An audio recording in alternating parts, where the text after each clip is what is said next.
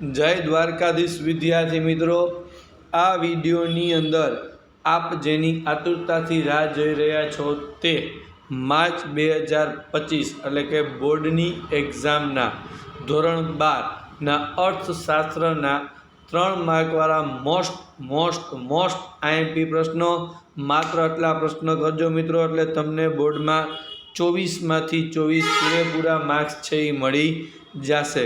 બીજું તમને કહી દઉં મિત્રો કે જો તમે હજુ તમારી ચેનલ સબસ્ક્રાઈબ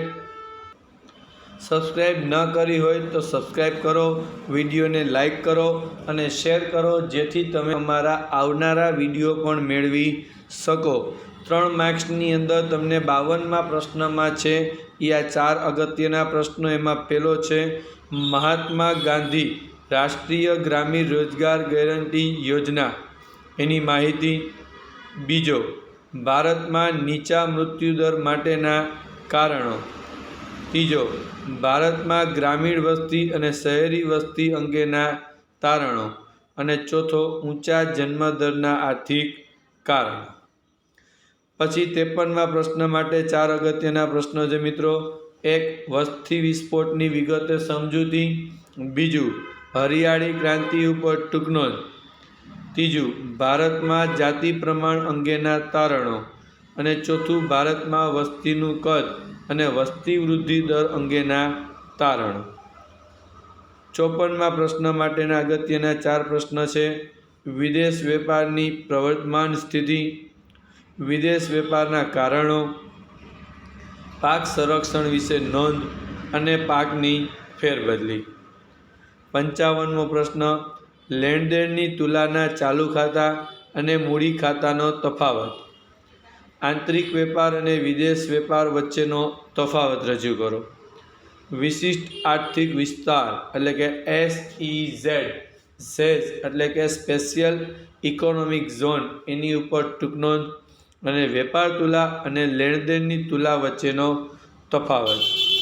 56મો પ્રશ્ન, એના માટે સ્થળાંતરના પ્રકારો, નાના પાયાના ઉદ્યોગનું મહત્ત્વ સ્પષ્ટ કરતા 3 મુદ્દાઓ, ભારતમાં શિક્ષણની સ્થિતિ વિશે સવિસ્તાર સમજૂતી અને ટૂંક નોંધ લખો. રેલવે. ઓકે મિત્રો. પછી 47મા પ્રશ્ન માટે 4 અગત્યના પ્રશ્નોની અંદર પહેલો છે આકૃતિને આલેખ વચ્ચેનો તફાવત જણાવો.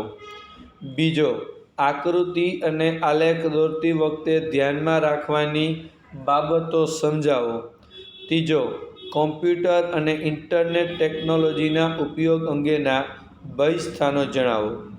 ભારતમાં વર્તમાનમાં વૃદ્ધિ થઈ રહી છે અથવા વિકાસ થઈ રહ્યો છે અથવા બંને થઈ રહ્યા છે? તમારા જવાબ માટેના કારણો આપો.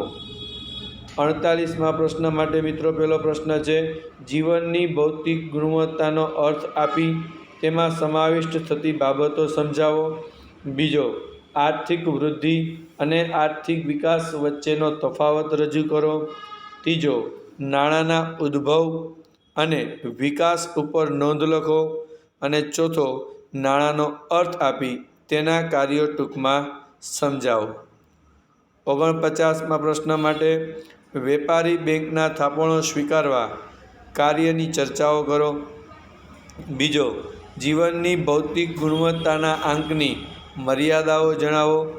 ત્રીજો, ભારતીય રિઝર્વ બેંકની નાણાકીય નીતિના ગુણાત્મક સાધનો ઉપર નોંધ લખો. અને ચોથો, વેપારી બેંકની શાખ સર્જનની કામગીરી સમજાવો. 50મો પ્રશ્ન ટૂંક નોંધ લખો. Bank rate. બીજી છે ગરીબીના સામાજિક કારણો. ત્રીજું, ભારતમાં ગરીબી માટે જવાબદાર ઐતિહાસિક કારણોની સમજૂતી. અને ચોથું, ગરીબી નિવારણ માટેની સામાજિક સલામતીની યોજનાઓ ટૂંકમાં સમજાવો. 51મા પ્રશ્ન માટે મિત્રો બેરોજગારીનું સ્વરૂપ જાણવા માટે શ્રી રાજકૃષ્ણએ રજૂ કરેલા માપદંડો સમજાવો. બીજો, ચક્રીય બેરોજગારીનો ખ્યાલ સ્પષ્ટ કરો. ત્રીજો, વિકસિત દેશોની બેરોજગારી અને વિકાસશીલ દેશોની બેરોજગારી વચ્ચેનો તફાવત સ્પષ્ટ કરો. અને ચોથો, પ્રચ્છન્ન બેરોજગારીનો ખ્યાલ ઉદાહરણ સહિત સમજાવો. ઓકે મિત્રો, તો આટલા પ્રશ્નો છે એ માર્ચ 2025 બોર્ડની પરીક્ષા માટે ધોરણ 12 અર્થશાસ્ત્રના ખૂબ જ અગત્યના પ્રશ્નો છે. બીજું ફરી પાછું તમને કહી દઉં મિત્રો કે જો તમે હજુ અમારી ચેનલ સબસ્ક્રાઈબ ન કરી હોય તો સબસ્ક્રાઈબ કરો, વિડીયોને લાઈક કરો અને શેર કરો, જેથી તમે અમારા આવનારા વિડીયો પણ મેળવી શકો. જય દ્વારકાધીશ.